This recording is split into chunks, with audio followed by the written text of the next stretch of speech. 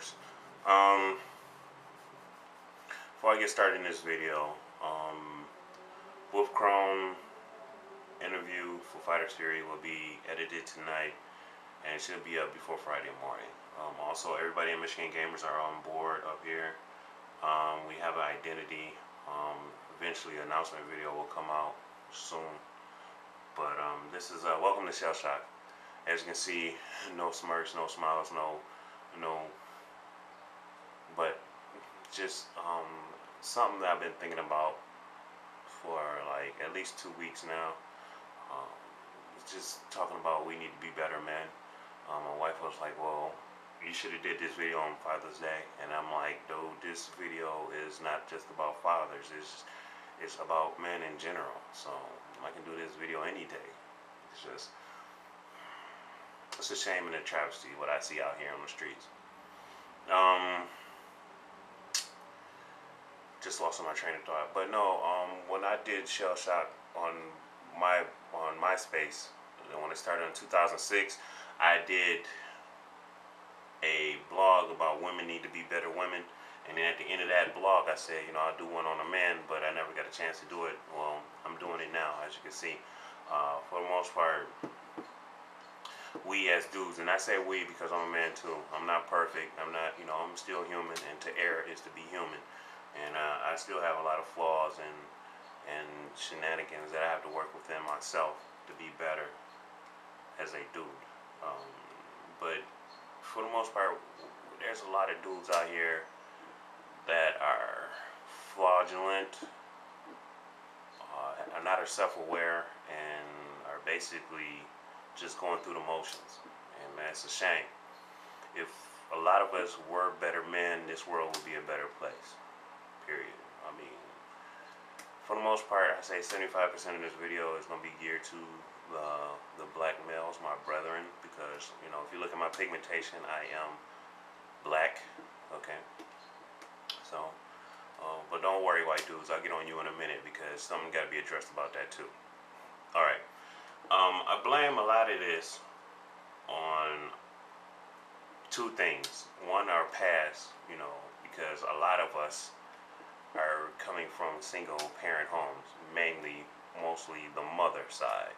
A lot of dudes just get what they can from the women and bounce, and then leave the women high and dry. And so since the women are, left to be men and women in a relationship and to raise their boys, this just proves that a woman cannot raise a dude, because there's a lot of sensitive and a lot of technicalities that are infiltrating the sanctum of manhood. Basically, in short, there's too much estrogen and not enough testosterone in a lot of dudes I see out here. It's not really the women's fault.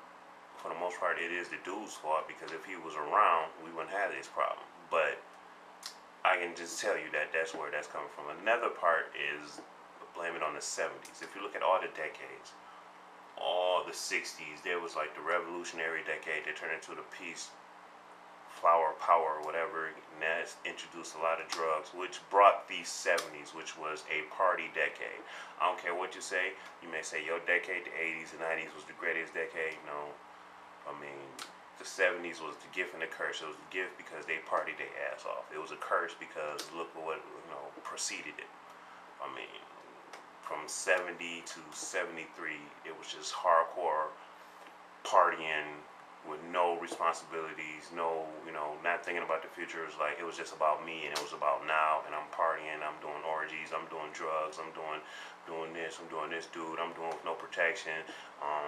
AIDS just came out of the blue, was the gay drug. I mean the gay drug, the gay plague, and all that stuff, and disease was running rampant. It was like, I don't give a damn, I party. I talked to my mom, talked to my dad, talked to my mother-in-law, my father-in-law, everybody who was teenagers in the 70s, they partied their ass off. They partied so much, they don't even remember half the shit they did back then. And I was born in 76. Luckily, my mom and my dad was married, but by 78, they were divorced. So a lot of 70s children who were born in the 70s were born out of wedlock. The nuclear families were dwindling. I mean, single parents were on the rise, and it was just a mess. And then when the 80s, when the party was over, everybody woke up and Reaganomics kicked in. It's like, oh, we're in a sad sight. I mean, parents just would be down because of what they did in the 70s. That has something to do with it too, because just dudes out here just they lost, and the dudes that were that were like young kids in the 80s and the teenagers in the 90s. Now you look at them now, some of them are just waking up, and it's like, dude, now because they have kids, and their kids out here generational loss, just don't know where to turn, don't know where to look, and they feel lost. I mean, there are some people, young people out here that are doing the damn thing, and I commend them. Um, I mean, whatever situation you are in, you deserve better, and I applaud you for that. But there's a lot of dudes out here that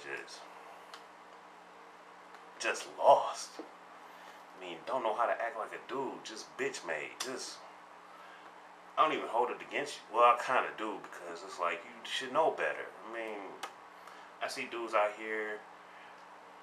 It's like the role reverse. I remember when I was growing up, women at least cared of what they looked like. Women at least cared about how they looked. You know what I'm saying? Even if they didn't have money, even if they didn't, they at least cared how they looked when they went outside. And dudes just didn't give a damn. They were just rough afros, jerry curls, whatever, high top fades. They didn't care. I mean, they tried to look a little bit good, a little decent, but they didn't care. Now the roles reversed. The women are walking around here with their hair not done, pajama shorts, pajama pants, just flip-flops, house shoes, coasters, whatever. They looking like a hot-ass mess, while the dudes looking all glamorous and all that stuff. It's like, what the hell? What's wrong with this picture? That ain't right. And a lot of these dudes out here, they get dressed up and, they say it's for the women. But honestly, a real woman, as long as you well-groomed and well-mannered, they don't give a damn what name brand you wear. Honestly, that's real talk. They don't care about Jordans. They don't care about Cartiers. I say a real woman. I ain't say skanks and bitches and gold diggers. I say a real woman. The women that you should be pursuing. Okay? Look, I understand. Every day I see something that looks exquisite. And it looks like I want to put hands on it. But everything that looks good is not good for you.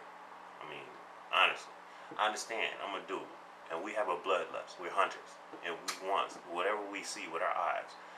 We want lustfully. I understand all that. However, we're men. We're not animals. We have to be better at that. And like I said, I compare it to like a vampiric bloodlust. Some people say that thirst always wins. And every day is a battle. Every day is a struggle. I understand that, because you be looking like, ooh, that bitch cold. Oh. I mean, like I told my wife one time, when she was like, she asked me, when guys look at girls, what do y'all think? I was like, look, when a dude see a girl he like, I say he has envisioned or imagined her in 35 sexual positions in the span of 2 seconds when he sees that girl that he likes. He's visualizing what he can do and how he can do it to that girl, and how he will like it and how she will like it. And that's the truth. But we had to be better than that, because then when you finally get that girl, you conquer her, and then she turned into a nutso, or worse, get a baby, or even worse, give you that germ. Then you be like, damn. Then you want to blame her. But if it was up to you and you were responsible, you wouldn't be in that predicament. But part 2 is coming up. I'm kind of rambling off because I'm going every which way, but hey, it is what it is.